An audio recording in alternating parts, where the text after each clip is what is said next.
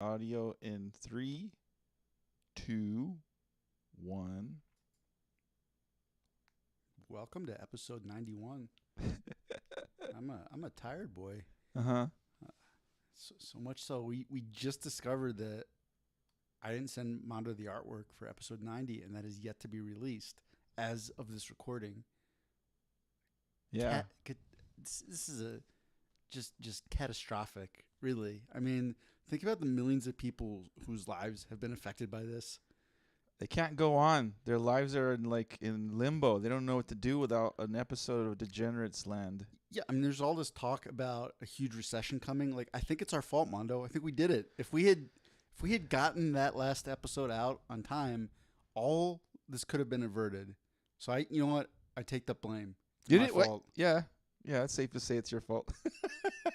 my fault for not reminding you, and your fault for not doing it. But oh well. It's all right. Now they get a double dose because we'll be releasing 90.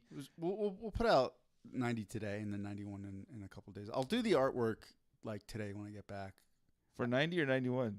for 91. I think we just release 90 as soon as possible. Yeah. It's not like oh no, it can't ascend to the masterpiece that it was meant to be without this glorious artwork. I don't know, dude.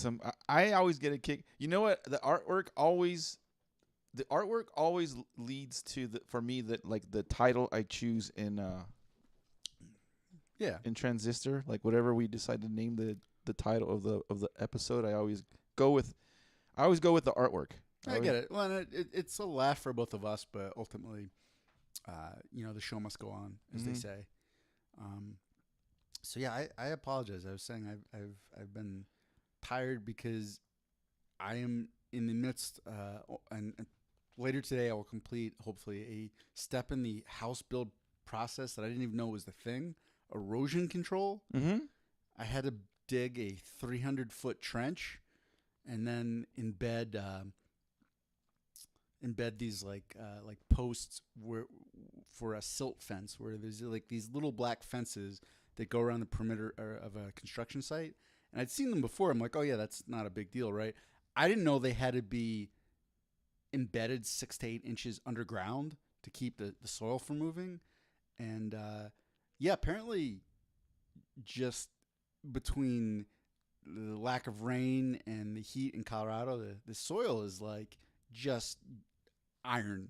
It's freaking rock. So there are moments where when I was just driving those poles, I was swinging like a 3-pound sledgehammer. And if I knew any Negro spirituals to sing, I would have just who was it? Was it John Henry? I would have just John Henry'd that shit. But fortunately, fortunately for me, that is not in my my repertoire. So I was just sweating in the hot sun, swinging a hammer. You didn't sing any songs? Days work. What? No. I did not sing songs. I listened to Pandora radio because I'm old and have never migrated to Spotify. I never did Spotify either. Fuck Spotify. Well, except for if you're listening to us on Spotify, then I love you. I use Apple Podcasts to find our shit, but I know people love Spotify because of music and all the other crap that comes with it. So if you listen to the Spotify, keep doing it. Thank you guys. So that's that. But in the middle of that, let's just talk about it real quick on the front side of the podcast. In the middle of the week, so I think this was at the peak of like swinging hammers, driving posts. We did Kava round 2. Yeah, we went to another Kava bar. This one was called Kava Sutra. Kava Sutra. It's a little play on sex book. Hard to find little place in a little rinky-dink, like falling apart strip mall. Like everything there like feels very outdated, and you really would miss the places. They're not very well signed. Like there's not a lot of big signs that say, "Hey, right here, Kava." Which is great because it wasn't nearly as packed as the last one we went to. It was probably just as big as far as capacity for people, but there was half the people. Well, we went kind of early. We went at 6. Mm-hmm. I'm thinking if you recognize, like people like towards the end of our stay, there was more and more people. Like it was getting packed when we, not packed, but All the bar stools were taken. Yes.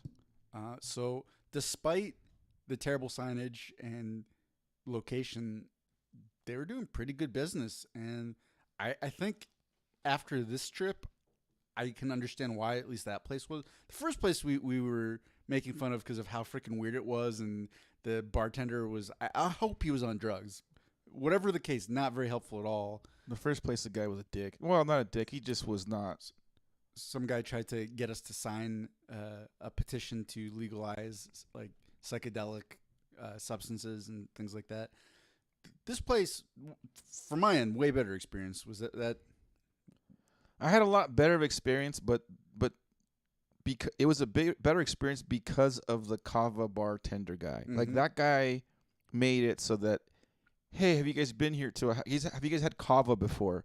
And we were both like, yeah, we have, but we went to a place that we didn't really enjoy. We didn't really learn a lot. And the guy was like, every opportunity the guy gave us to, or he had to like educate us. He did. He took it, which was great. Very informative, super chill about it too. It was like it was like a Sesame Street like adult who was explaining things to you, but he was kind of stoned. Yeah. He's just giving you all the little. And one of the things that I didn't even know this, I've been taking kava for a while, is that it has a reverse tolerance. Yes. That was crazy. So it's like the more your body has of it, the easier it is to get the effects, which I was surprised. So meaning if you're a rookie, you got to do the double donkey kick or whatever the fuck they called it. I forget what they called that. Yeah, it was like their double shot. And he also this is so different. The last place we had no idea. They gave us this little shell and we were just like sipping on it. And I don't think either one of us felt a tremendous. It took a while. It took a little bit longer too. This guy's like, no, take the double shot and just slam chug it, and then he gave us like a little chaser of like pineapple juice or something, just so it would make the taste kind of go away. Which it was funny. I actually didn't think the taste was bad. And and I was like, oh, and now we get a little pineapple shot on top of that. Delightful. Yeah. What's different from this, or what? I think the first time, because we were sipping on it, it took like it gently kind of started. Your body started kind of gently getting into like that relaxation mode. Whereas this, when we shoot it, and the effect kind of happens more harder and more instantaneous when you start feeling it. Mm-hmm. So it took a while, but then I started feeling like the effects of like the body numbness, if you want to call it that. It's not even body numbness, just kind of like melting almost. Yeah, close enough. That's how I experienced it, because the lats on my left side where I was swinging that hammer were just so locked up. They're so tight and sore. And that was the first thing I could just feel. It just felt like it was, I'm trying to think, like almost like something that's just like hard and not malleable. And then you apply a little heat and it just kind of like relaxes. That's what it felt like to me. Mm-hmm. And then, unlike other bars, you go to a bar, you're like, you're taking your time with your drink, because we had chugged it. It felt kind of awkward to just kind of sit there and not be like sipping on something. At least for me, it felt weird, like not having, something to just kind of sip on over time. So I was like, hey, I want to try something. I was like, hey, Aaron, have you ever tried Kratom? They sell Kratom there, and I've never had it. I've heard of it. I kind of knew a little bit about what it is. And so Aaron and I had a little Kratom. It looked like a little fruit punch thing that you get like when you're a little kid. They come like in like day camp, like daycare. Like there's just a bunch of high fructose corn syrup, water, and dye. Except for this stuff wasn't as sweet. It was still sweet. It was tasty, but it had Kratom in it. And if you like read the label, it says must be 18 to buy and blah blah blah blah blah. So we sipped on the little. Well, and he gave us the whole breakdown on Kratom too. How there's kind of 3 different varieties, and it's really a function of like how old the leaf is, and the white leaf is more for like energy, and the red leaf is more for like relaxation and pain relief, and then the green leaf is like a combination, and some people experience euphoria. Did you experience any euphoria? I didn't experience euphoria, but it did remind me of, sort of, kind of, not really. It kind of reminded me of being a little high, not like high, like Like you can get high to the point where like I can't feel my heartbeat. Like something's wrong. You start like getting kind of paranoid. You're like really thirsty. Kind of like really, giddy, right? yeah, I guess. It's, I really wanted to make a Euphoria like sex joke, but Oh. I've never seen that show, yeah, neither right. and I was like, no, I know there's one right there. It's right, but I don't think I want to watch the show just to be able to make Euphoria No. jokes. But so you were feeling kind of was giddy? Is that a good way to describe it? Yeah, and so we one of the questions we asked the guy was like, how is it bad to have have kava and then have kratom? Like, would it fuck you up? Like, if like for example, if you go to a bar and you have a beer and you're constantly chasing it with shots, you'll get a crossfade and you get fucked up. So that was my thing. Was like, hey, No, he said they work synergistically. yeah, but, I was like, but the part that I thought was the funniest too, because he was explaining the pain relief aspect of kratom, and he was saying it's actually it works on your opioid receptors, but it works a little bit different than like pharmaceutical opioids. So it's not nearly how did he put it? He said it's not like nearly as addictive, and I was like, whoa, hold on, buddy, are you saying it's not nearly as addictive as pharmaceutical opioids, or it is not addictive? And he's like, oh no, it's addictive. yeah. Oh shit. Okay.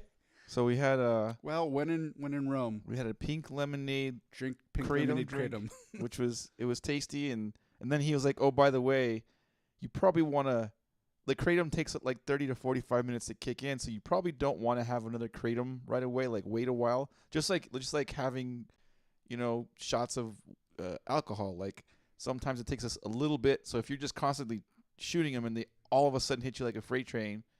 So he's like, yeah, just take it easy. So we went back to another cup of kava after the kratom, and then we finished it up with another kratom at the end. So basically I had 4 drinks, 2 kratoms, 2 kavas, and they were good. But like I said, what made the experience better was it just seemed a lot less like a circus freak show in there. Like, yeah, there was still a little bit of weirdo-ness with the people, with the other patrons there, but not as bad as the first place we went to. Well, and I think to be fair, there is that element in probably most dive bars that you go into, and this was more like sort of green, crunchy, like maybe I was at a nudist colony once weirdness versus like I'm gonna go home and beat my dog weirdness. Yeah. If that makes sense. I still feel like the majority of people that drink kratom and or kava are probably people that have like an addictive personality or have had trouble with other drugs, substances before, and they're a lot of people use kratom to recover from an opioid addiction. That's one of the more popular uses. So I wouldn't be surprised. Like people are looking for that alcohol substitute, that pill substitute. yeah. But yeah, that dude, that kid, I don't know if he was maybe 30 years old, maybe. That young man. Yeah, that guy. The guy was cool enough to like explain all of it, the ins and outs, any questions we had. He was pretty attentive. Mm-hmm. I was overall more happy with the experience with this one, and I would go back to this one. If I'm gonna have kratom again, I would go back to this one or try another one, try a third spot, But so the place that we went to that we're talking about now, Kava Sutra, has 2 locations in Denver, and I think they've got more locations like across the country. The location on the more busy part of Colfax and Denver proper was the one that I've been to. It's definitely nicer. Like the decorations feel a little bit more upscale, so forth and so on. But I think the fact that this one's just a little bit more out of the way and less busy, we just made it worth it. yeah, I had a surprisingly great time. I mean, I had sort of reset low expectations after the last place, and then on top of that, like I had to hang out with Mondo. So I mean, that really, I'm sorry, I'm just kidding. No, that was actually the best part. It was like I was like, oh, this is like just going out and drinking like a beer with a buddy, but it's like relaxing me. It made the pain, like the physical pain I was experiencing from all the fucking manual labor, way less. And I did get like some low key euphoria. Yeah, we went just low key. So afterwards, after we were done, I was like, "Hey, Aaron's getting kind of." We were there for 2.5 hours. We got there like at 6, and I thought we'd be there for like an hour or 2 max. We were there for 2.5 hours, and I really could have stayed there longer, but it was getting late. It was like 8:30. Yeah, I was like, "Dude, I haven't had dinner yet." He's like, "What do you?" you're like, what do you think I need to have? I'm like, I'm gonna go get a sandwich. And you followed me, and no, I'm sorry, you went in front of me. Oh, it was bad. And yeah, I noticed your driving was a little erratic. I was like, and then when we got off to get the sandwich, I was like, dude, are you okay to drive? Like, So I think what I ran into there was a combo of being really really tired prior to going to it, and then I don't think cognitively the kratom or the kava really affected me, but it does definitely kind of make you a little bit more loosey goosey. And then I can't remember what I was trying to look up, but in that state, I could not physically pull off like checking my phone. Yeah, because that's what it was. There was like a couple times where like I did get an alert. I don't know if it was maybe like a Facebook alert on the travel trailer I was trying to sell. I was like, oh, I want to look at that. And I think under better circumstances, I could glance down for like 2 seconds and then keep the car pointed. With did not work out so well. Not with 2 kava, 2 kratom drink tea things. That sounds like the worst Fast and Furious movie. 2 kava, 2 kratom. Yeah, dude. It's like it's a drag race where they're at the finish line. 3, 2, 1, and both of the guys are just like asleep in the driver's seat. 2 kava, 2 kratom. Let's go. But and all that. I remember the last thing we got. It was like a twofer. So you picked that up. But my whole bill was for that all the stuff we got was like 30 something. It was like $33, and I can't remember how much yours was. But being that now I'm getting paid hourly, more or less by Legacy Fighting Alliance, I do tend to think in things of like, okay, was the experience I just had worth an hour of graphic design work? And because I usually, depending on what they have me do, I'm making like $35-ish to $40 an hour. And I was like, oh, an hour of graphic design work for LFA for Kratom? Fuck yeah. Well worth it. Awesome. So I much better experience. And yeah, I was glad we went. I would be down to go back there anytime. Cool. Maybe we try the other spot just because you've been to the nicer one. If it's like a super long drive and a busy day, maybe not. But like, I don't know. This episode of the Generous Podcast has been brought to you by Kava Sutra, the premier kava bar in the Denver metro area. Kava Sutra. Yeah. Give it a try. I mean, if you want to try something that'll give you kind of sort of not really equivalent buzz to booze a haul, but won't fuck you up and you can still drive, unless you're texting and driving like Aaron and have had a rough day physically. Just be warned, you will be relaxed to the point where you're kind of like, kind of noodly in the brain. But moving on to Degenerate's history. Sorry, I had a burp. I've been drinking kombucha. Moving on to Degenerate's history. This week in Degenerate's history, we are going to be discussing former president of the United States of America, Lyndon B. Johnson, a famous Johnson, if you will. Lyndon Baines Johnson is mostly known for his so-called war on poverty. All right, so just historically, I know, this is real quick. You're like, I barely got a sentence out. No, that was like half of a sentence, but okay. But so if you're not familiar with his war on poverty, because like my first reaction when I heard that was I was like, war on poverty, mission not accomplished, motherfucker. Yeah. And when this was one of the first war on random non-tangible thing, war on poverty, war on drugs, war on crime.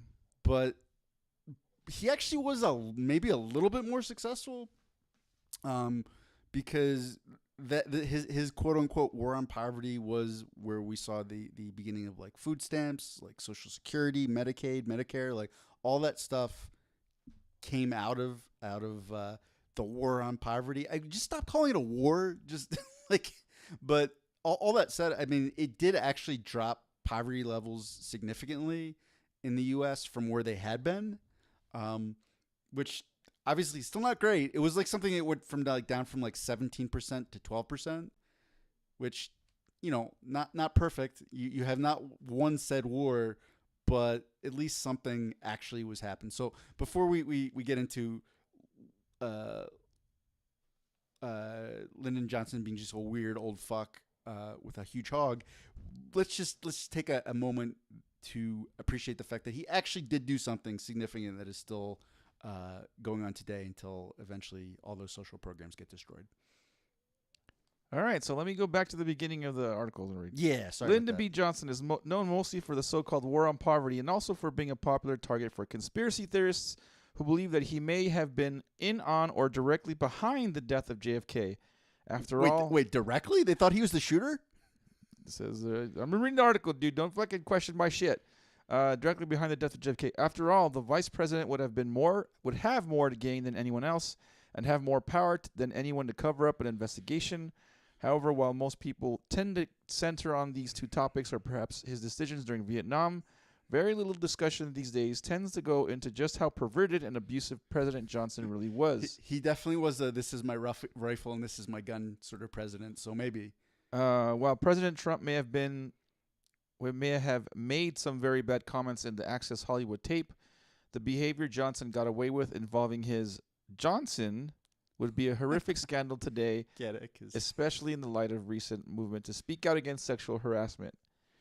So we would not have to ever worry about Trump doing these specific acts because you probably missed this, Mondo, but in the sort of discovery process of Stormy Daniels when she was suing him, a very, very graphic description of Trump's penis came out.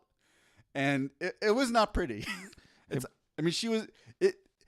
She basically just described it as like a small bulbous mushroom, and it's just like, oh yeah, no, he's not flashing anybody.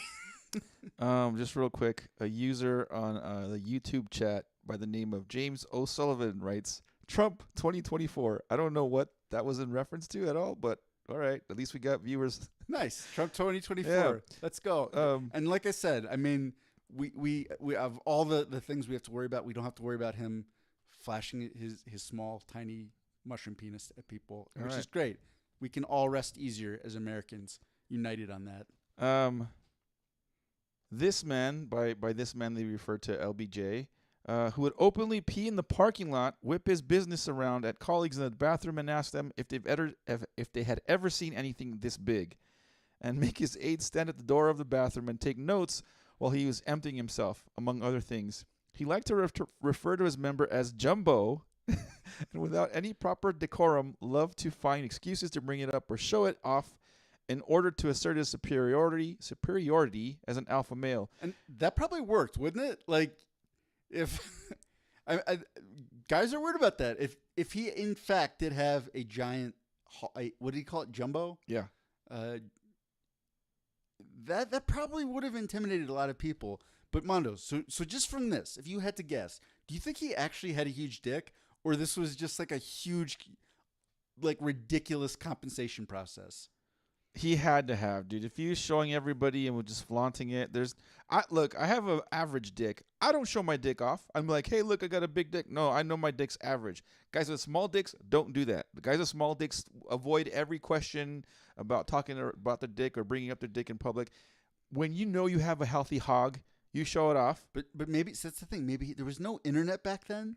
Like maybe he thought like somebody told him like that 6 inches is average. And he's like, yeah, but I've got a 10-inch dick. And they're like, what? No, no way. He's like, yeah, butt to tip, 10-inch dick. And they're like, wait, what? Butt to tip? Excuse me? He's like, yeah, isn't it? You measure your dick from the back of your butt to the tip. That's how it works. Yeah. And like no one corrected him, so he just walked around thinking he had a huge dick.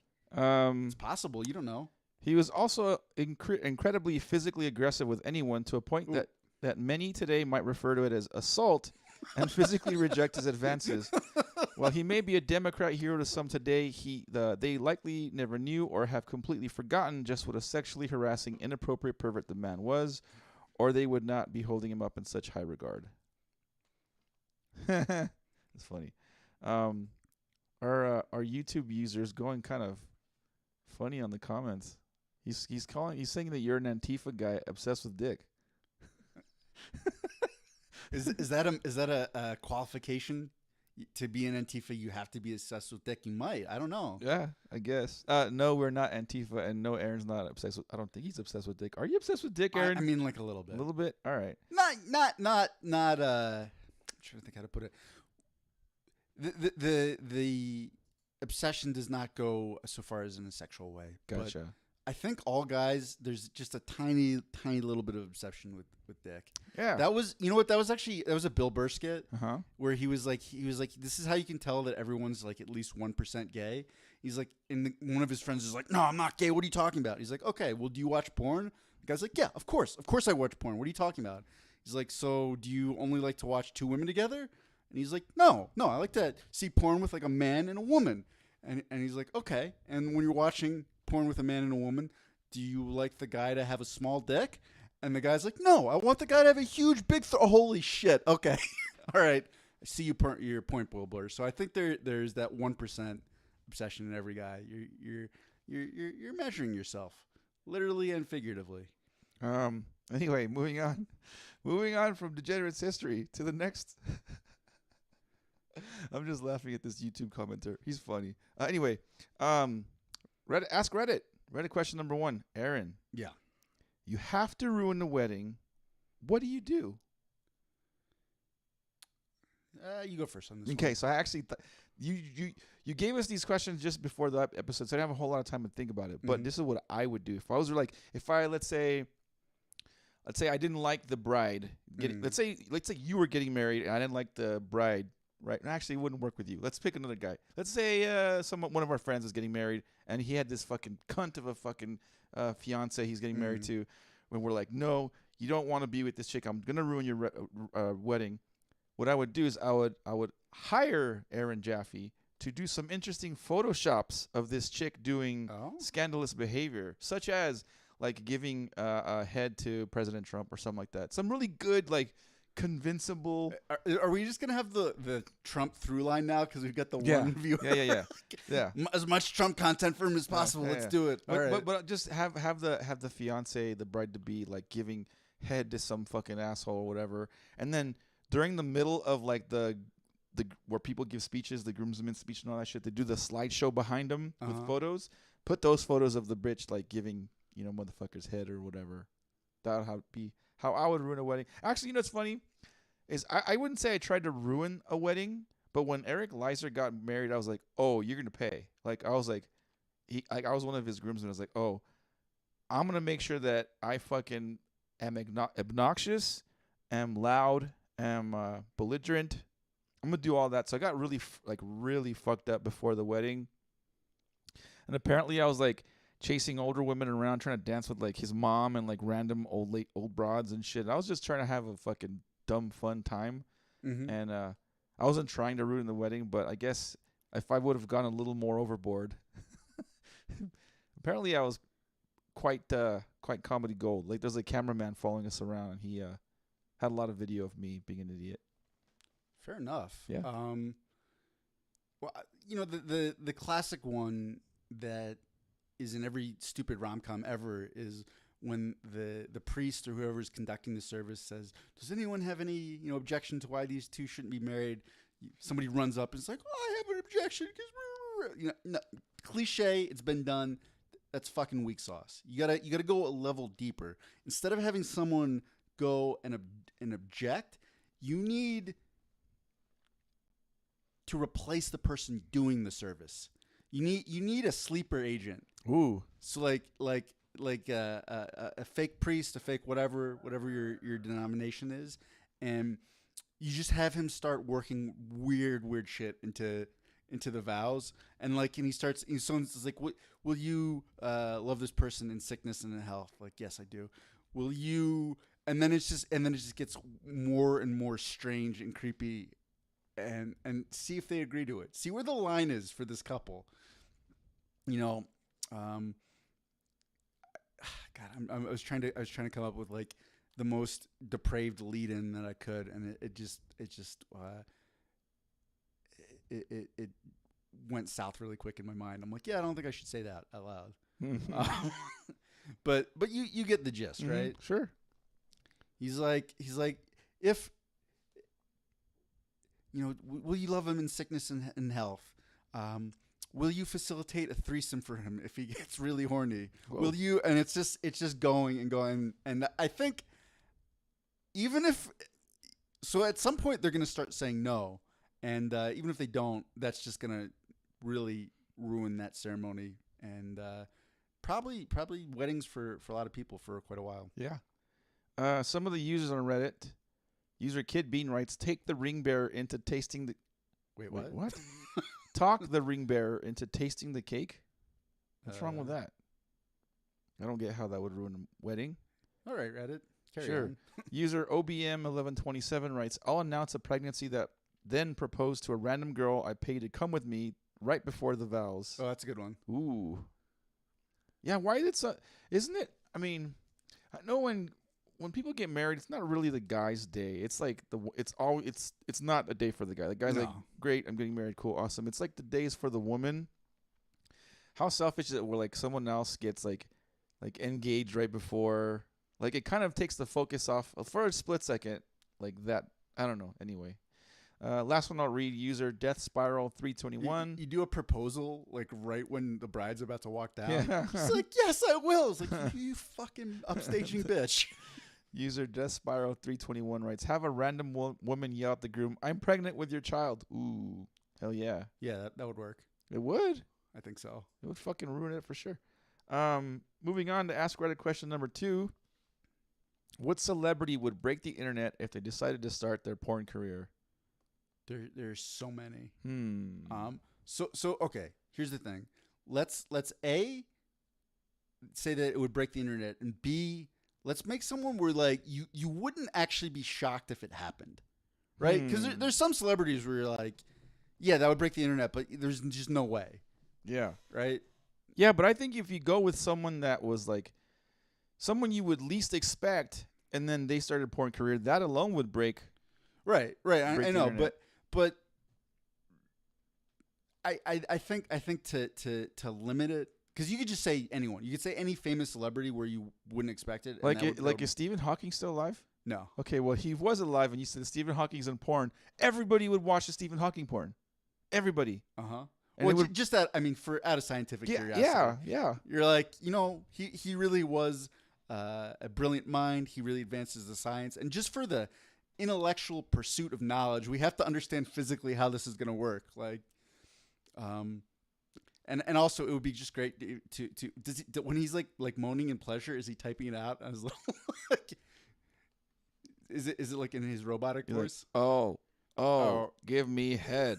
Oh, yeah, cradle my balls. That is the spot. Put your finger in my beehole, you dirty whore. Yeah, so that would, I mean, hopefully that tape exists somewhere just so we can learn and because I think like, okay, the Kardashians, what's the fucking dumb Paris Hilton, like those, it's like like who cares? Like you assume those right. attention hoe bags would do something like that to. So here's the one where this would be a really really long shot, but I could see this happening, and I wouldn't be like absolutely shocked, and it would break the internet globally.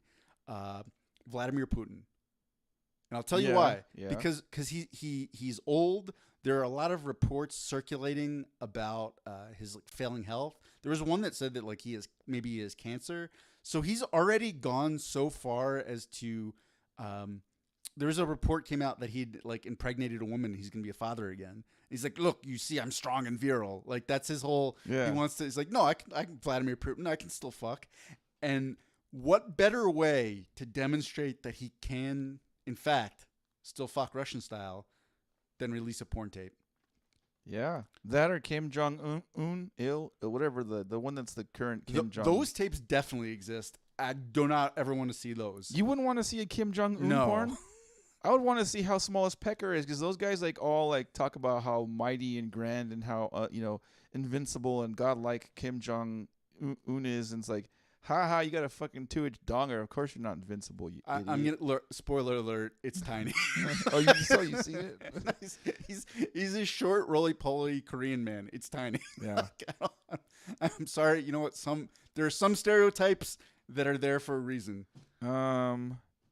Let's see what some of the Redditors answers. This dude, our buddy online, is just going off. I'm gonna go back. This guy must really hate you, dude. Look, because I said Trump has a small dick. I didn't say it. I'm just relaying what one of his mistresses said. It's not my fault. I can't. I'm just reporting the news. You know. This guy says, "Can you ask the queer Antifa guy what's around his neck?" Queer Antifa guy. Oh man. And then he says some other dumb shit and like whatever. Anyways, thanks for the interaction there, buddy. And we're not gonna we're moving on from that. Anyway, user Lovey's Edibles writes the green M&M. Good attempt at a joke. User Decadent Darkness writes Henry Cavill. Nah. It'd be like, yeah, just another celeb. Mr. Bean. User Honey Ravioli says Mr. Bean. It's like one of those things where it's just like you just gotta like it's like a train wreck. You just gotta do the double take to see. It's not like, oh my god, I want to see this Adonis. It's more like I just gotta see what this fucking dude's packing. Anyway, that was it for Ask Reddit. Moving on to the world of Binge and Purge, where we will discuss The Boys. The Boys season 3. Yeah, I don't have an outline for this one. So The Boys season 3 returns, or returned like a couple months, a month and a half ago, because they were doing like the weekly releasing thing. They weren't doing like a bunch of them all at once. I think they did the first 2 or 3, and then weekly after that. Correct. Where did season 2 leave off? I'm kind of trying to remember. Oh, that's when little boy finds he has powers and kills his mom. Right? Yeah, that's the way I remember it. And then so the mom's dead, and then there was the government secret Nazi. What was her name? Stormfront. Yeah. They all find out she's a Nazi, and then there's like the big like girl power, like all the other female heroes sort of like team up on her and like completely fuck her up. Yep. And that was more or less where it left off. And then there was the whole PR nightmare for Homelander, because he's like, oh, I was like fucking a Nazi. Oops, my bad. Yeah. And that happens. It happens to all of us once or twice, right? Yeah. It felt like this season. There's a lot of. Are we gonna like do spoilers? Like yeah, I think so at this point. So yeah, the Butcher, Butcher finds a way to combat the baddies. Well, okay, hold on. Let's before we get into spoilers. Sure. First thing. In season 1, just some of the like the visuals, like the gags, whatever you want to call them, there was a ton of shock value where you're like, holy fuck, they just did that on film. Like somebody in some VFX studio took the time to like animate this like person's arms being ripped out through their anus or whatever it was. You know what I mean? Did that kind of like diminish? I mean, because at this point it's kind of hard to, I think, shock boys viewers. We're like, yeah, whatever, we've seen this stuff. Did some of that stuff get old for you? Was it still good? I mean, they definitely continued to try to push the envelope. No, there's plenty of shock value moments that all of them just pleasantly surprised me. Some of them were shocking, but to the point where I was like, holy shit, and you couldn't help but laugh at the. Was there one in particular that stands out during the season? Yeah. What's the orgy called? The Herogasm episode. Like every bit of the Herogasm episode, from the going back to dicks, going from the dude the Russian guy that opens a door and is like fucking dicks like this giant snake, like that just starts like that, and then just like the guy, as people are walking around the house, like you just see like just random things people are fucking in random weird ways. It's like, what the fuck is going on here? Yeah, I mean they went all out in that. So basically the premise of that episode is that the heroes say that they're going on some sort of like training mission, but they're all going to somebody's house or someplace just to fuck, and it's a bunch of like B and C level heroes. Yeah, just in a massive orgy. So getting back a little bit to the plot, Butcher finds a way to try to possibly defeat Homelander. And in doing so, he releases a superhero thought to be dead named Soldier Boy. And Soldier Boy's power, they're trying to figure out what is his power, but he basically just like kind of emulates, like where he just blows up and everything around him just catastrophe. A fucking nuke goes off or something. And so that's that's how they figure. Well, if we get him close enough to Homelander, and he doesn't like. So Butcher's like, hey man, this guy Soldier Boy was put into some kind of weird incubation, like sleep chamber thing forever. People thought he was dead.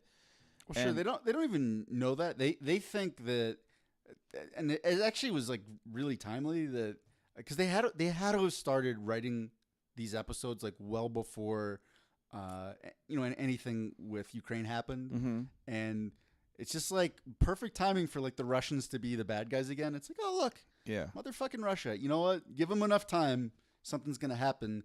But yeah, initially they didn't think that Soldier Boy, who's like he's just like a basically evil Captain America. He is to Captain America what Homelander is to Superman, basically. Mm-hmm. But they didn't think that he was the weapon. They thought the Russians had some sort of weapon That could destroy. that had killed him. They thought he was dead.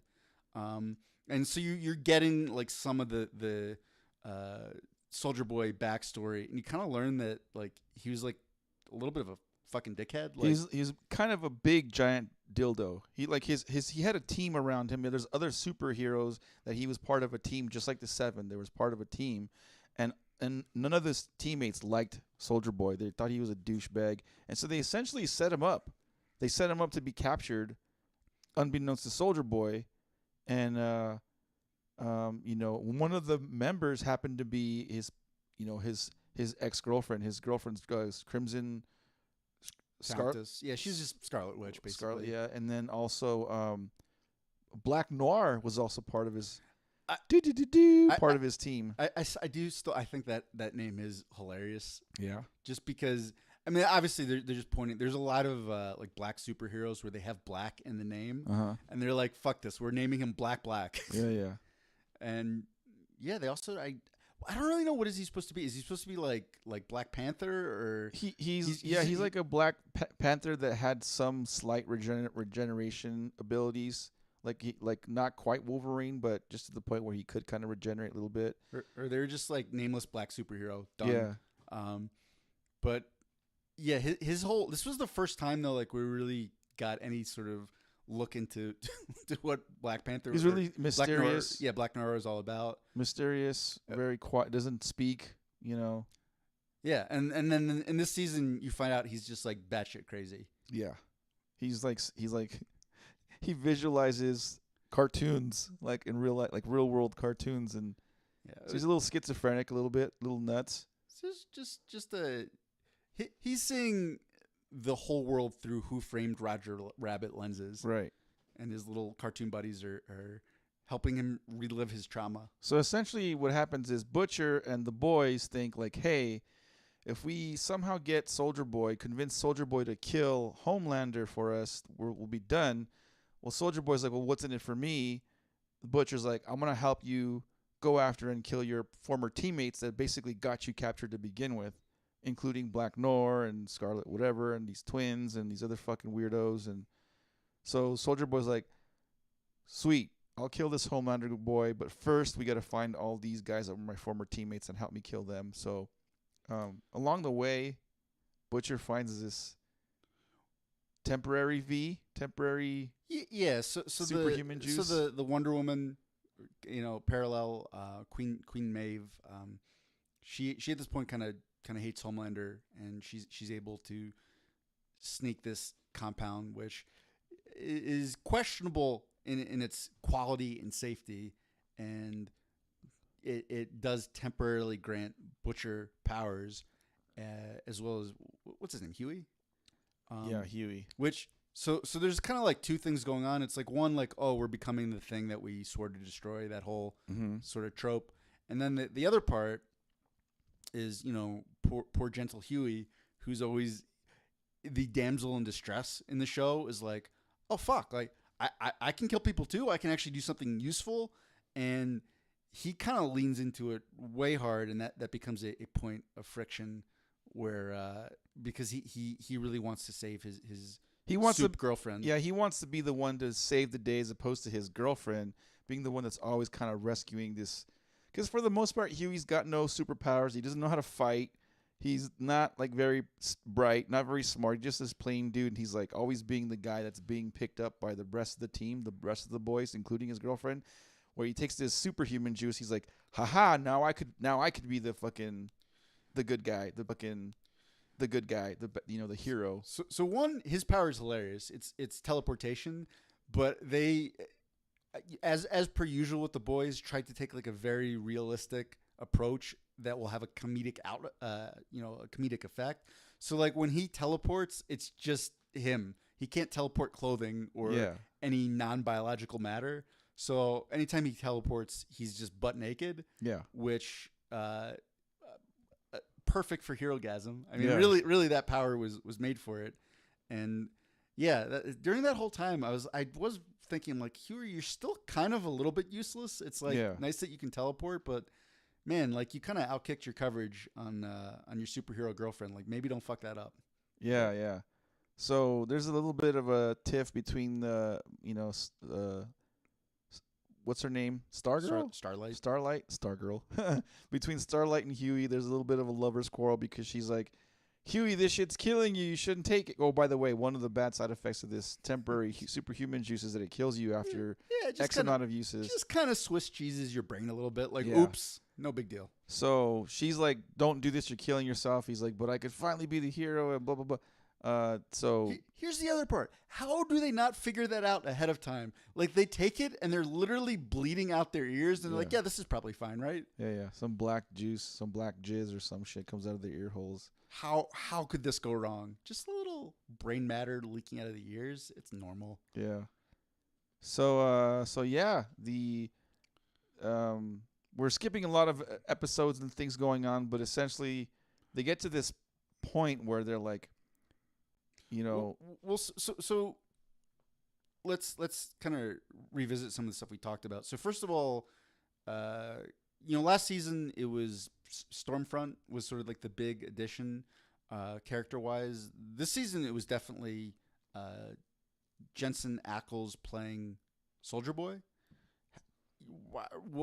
How do you think he added or detracted from the show? Like, was that a good addition in your mind? There was definitely throughout the season, there was definitely like, holy shit, you're trying to replace, Homelander's for sure he's a douchebag doing some shitty shit, but you're trying to replace him with Soldier Boy, who's just equally, if not maybe more fucked up than the Homelander. Like they're both, none of them are saints. Both of them are. None of them have like redeeming, like super redeeming qualities. They're both doing some really questionable shit, killing people that probably shouldn't be, killed. It seems like literally no one in the show is a saint. There's not a saint among them. Yeah. They're all have a little bit of baggage, and they get into details with even Frenchie. Like during the season they have like Frenchie and. But going back, I mean, just do you think Jensen Ackles, like that character, was a good addition to the show? Like, how did you like that dynamic? Yeah, I thought it was a good addition. They needed to add some kind of focal point. Like you said, last season was Nazi girl, and this year it was like him. And then it was a challenge for the boys to like keep the guy, directed at the right, like focused at the right thing and not kind of go AWOL and do his own crazy shit. And no, he provided a lot of cool. Had you seen him in anything before? He didn't look recognizable. I'm sure I've seen him in something, but nothing where I was like, oh yeah, I remember seeing this guy before. I'm sure that I've seen some of his previous work. I'd seen him in Supernatural. It was a really, really long running show. I think 15 seasons they did. Mm-hmm. Did not watch all of them, and it was sort of like a, I don't know how to describe it. It was like Buffy the Vampire Slayer, but with bros. It's like two brothers, and they're trying to go around and kill all these like supernatural creatures and stuff. And I think it progressed to like they were trying to like wage a war on the devil. It's not, I don't know. It was a very convoluted show that the fun part of it would sometimes take itself very seriously and try to be really dramatic. And then every so often there'd be an episode where the writers would be like, oh, we know the show's batshit crazy. Like we're going to make fun of ourselves and be a little bit goofy. And I thought he was good in that show. So it was nice to see him get a more serious but somehow even more over the top role in The Boys. I thought he did a good job with it. Yeah, he was good for sure. Dude has a superhero voice for sure. Yeah, he's got kind of, yeah, sure.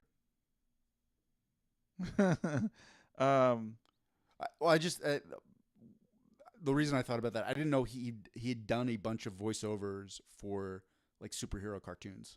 Okay. He was Batman. All right. So yeah, the boys. The finale is, they finally, there's a big final confrontation battle where Queen Maeve and the rest of the boys and Soldier Boy finally get in front of Homelander, and they're there to kill him. But then that becomes like a weird conflicted thing because they're like Soldier Boy ends up being, surprise, spoiler alert, he ends up being, they used his genetics to create Homelander. So ipso facto, Soldier Boy is basically Homelander's dad, and Homelander brings his kid. And so it's like big giant family reunion. Grandpa. Yeah, grandpa, big giant family. And then so that Soldier Boy's like, should I kill him? Should I not? It'd just be this weird final battle where Queen Maeve is fighting Homelander in one area, and Butcher's getting involved and throwing fucking people around, and he's got lasers coming out of his eyes, and it's a crazy finale. Dude, I feel like your description is like when a friend tries to describe a movie they just saw when they were high. Yeah. They're like, bro, it was crazy. There was lasers, and then there was this like CGI thing. It was like, boo, boo, boo, boo. It really is hard to describe the complexities of the final battle. Yeah, no, I don't think it's just like a highly visual thing. It's gonna be tough. But no, I think you hit on the most interesting part. Was like they kind of hit on these family dynamics and how having a screwed up family dynamic could like really warp a person. Because that was one of the things where it was like you get this revelation where it's like, oh my god, like Soldier Boy was Homelander's like biological father. I forget. They got a semen sample from him somehow, and it was in a typically ridiculous fashion, that was befitting the boys. But you're like, oh, are they gonna become one happy family? And then Soldier Boy's like, fuck that. Like you're a disappointment, and maybe if I had raised you, yeah, it would have been different. But we gotta snuff out this mistake. Basically, you kind of have that like nature nurture thing. But then Homelander, who, what's the name of that actor? Is it Anthony Starr, I think?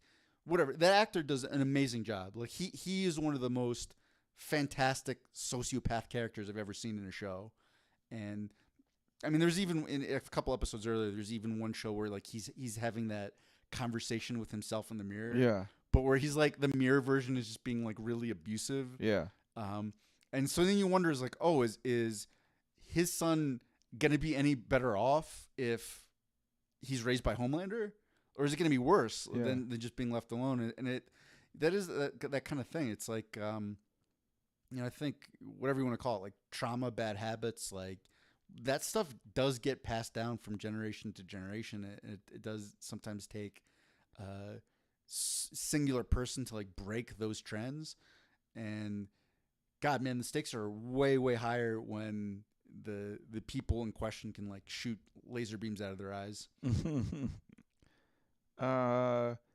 Season 3 ends with the girl that was exploding people's heads at the end of season 2 that was in the politics. Popper, yeah. She ends up being like somehow mysteriously like the vice president, or somebody gets like assassinated, and so she gets promoted, or she. Well, they make not Aquaman kill. Actually, wait. What's the better? He's like Twink Aquaman. Yeah. Well, I wouldn't say Twink. He's not gay. He's low T Aquaman. Yeah. Squid fucker. Yeah, they make the squid fucker kill the political rival. Yeah. And then she somehow gets signed on to be the VP. But so it appears the boys have a kind of now like a dual focus. Like, what do we do about Homelander in season 4? Because, oh, by the way, they are signed up for season 4. They made a big thing to do about it. So Homelander's still this problem that they got to deal with because he's running wild now. Now the what's the name of the company? The Vought. Excuse me. Now like the Vought executive guy is no longer in a picture. Now Homelander essentially takes the throne of Vought for the most part. A lot of the spotlight of it. Yeah, I mean he's just killing fools now. He doesn't. It's kind of tough when it's the most physically powerful person in the world, and he's just like, I'm gonna do what I want. They're like, yes, you will. What's kind of crazy about the whole Homelander thing is like the more genuine he is, the more kind of blunt and not saying things in the media so that because that's what you want to hear. He's being more genuine about who he really is, and he's really saying some fucked up shit. But then that just drives like the really pro Homelander guys even more, and like a lot of parallels to Mr. Senor Blonde Hair. Yeah, I mean, and Homelander is not as good looking or powerful as Trump was. I mean, so it's kind of a weak comparison in my mind. But if you could suspend disbelief, you're like, oh, I can kind of see it. Yeah. Right? And that's one of the things, though, that I think we talked about last week off air. Like, I was really impressed because they leaned even heavier into the social commentary in this season. But they did it in a way where it was like it wasn't. Sometimes it was really obvious what the parallels were. Yeah. But it was like they kind of get in, they'd get out. It wasn't ever a point where you're like, oh my god, like it's not a political show, but we're gonna show you some of the. Well, they weren't like belaboring it, right? Yeah. It wasn't. They weren't, and you know what? It wasn't even that. They weren't being preachy about it. No. They were just like, look, this is shit that happens. And you're like, oh yeah, it does. And then they kind of like move on, and it never. To me, it added to the show, whereas. Almost every other show where they're like, look, we want to make a social message. It feels forced. It feels forced. They're trying to. It's like the more you know, the stupid rainbow, but they're just trying to force some message to you. Whereas this show was like, oh no, we're using this political stuff to actually drive forward their plot. It's not really taking you away. It's not detracting you from the course of the plot line. It's like, oh no, this adds to it. This is why. Certain characters think they can continue to be assholes. Like the Homelander thinks he can continue to be blunt and shitty towards people. And in fact, like the very end of the season, he kills somebody in front of a bunch of his supporters carrying protest signs, and they end up getting like more happy about it. They're like cheering him on. Yeah. Well, so in that scene, it was like a pro Homelander rally, right? And like one. Queen Maeve or something like that. No, it was just some random human. It was, you know what? It was some weak sauce, pitiful Antifa. Let's just pander so hard right now. Just incel, pathetic little bitch. Yeah. Right. And he just like throws a can. He's like, no, you can't do that, Homelander. And it hits Homelander's son, who by the way is like, nearly invincible because it's Homelander's son. And Homelander's response is to just, laser heat vision this guy and just cut him, literally cut him in half. Yeah. I remember watching that, and I'm like, oh, like Trump is definitely contacting all the the research scientists. He's like, I want laser beam eyes. Get me laser beam eyes, because he has wanted to do that at least at I think it's some of the journalists. Like they get him he's trying to talk about building the wall, and they're like, well, where's the money going to come from? Just slice him in half. And you know what? I think he needs that. I think he would get much better treatment from the media if Trump had laser eyes and he could just kill people when they ask questions he don't like. And that's really what we need to move our country forward. This has been my TED Talk. Thank you. So yeah. I enjoyed the show. Season 4 coming soon. They still have to figure out what they're going to do about Homelander. They also got to figure out what they're going to do about this nutbag fucking chick that has the ability to blow people's brains up, just explode their heads from afar. And they're not going to have the benefit in season 4, at least. They're not going to have the benefit of that temporary V because they know it kills people. They know it kills people that take them too much. Oh yeah, and that was the big cliffhanger. Butcher has months to live. Yeah, he gets like some kind of weird disease thing, cancer thing, because of the repetitive use of that superpower. Shocker! Juice. Bleeding out of your brain turned out to be bad for you. Who knew? Yeah. On the downside, Queen Maeve ends up getting She dies, right? Yeah, I'm trying to. No, they think she's dead. She gets her eye Oh, that's gouged out. right. That's right. But she doesn't have powers anymore, and they put her in like witness relocation. Yeah, basically. You're right. You're right. It's been a while since I watched it, but yeah, her and her lesbian chick basically just they're trying to go disappear off into the sunset now that Maeve has no powers. Oh yeah, you know what? I forgot about that whole Butcher and Queen Maeve like fuck earlier in the season. Yeah. That was actually one of the parts that I appreciate. I forgot about that from season 2, where like they like make Queen Maeve come out as a lesbian, and she's like, I'm not actually a lesbian really. And they're like, no, like it'll trend well. And I was like, yeah, I could see that happening. I could see, Yeah. particularly in politics, someone being like they want to force them into a box, and Queen Maeve is like, yeah, sometimes I want to go into a box, and sometimes I want a rod to go in me. You. I was trying to make a box is slang for a no. okay. Oh no, I get All it. right. Okay. Boys season 4. I'm excited about it. I can't wait for it to come out. It was one of the more anticipated shows for this summer, and it came out and it didn't disappoint. Some of the other seasons we talked about in the past were kind of like, this one didn't. And good job everybody involved, including the cast. I wonder what they're gonna do with the Jensen Ackles guy, the soldier boy. They basically send him back into hibernation at the end of the season. So will he come back? Will they? They have to basically renegotiate his contract and find out if they can afford him for season 5. I think that might be it. Yeah. But yeah, that was it for the boys. Was there anything else you wanted to add to the episode before we wrap it up here, sir? No, I mean I just want to make clear that it's like Trump 2024 all the way.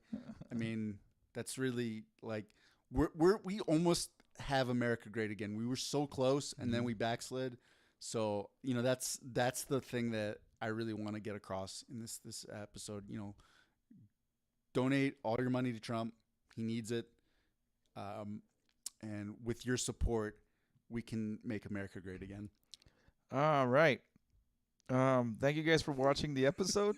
Thanks for listening. We appreciate you guys. Keep sending us comments. Keep talking trash to us on YouTube and Twitch, and send us emails talking shit to us. We love it. You guys are awesome. Appreciate it. Talk to you guys next week. Have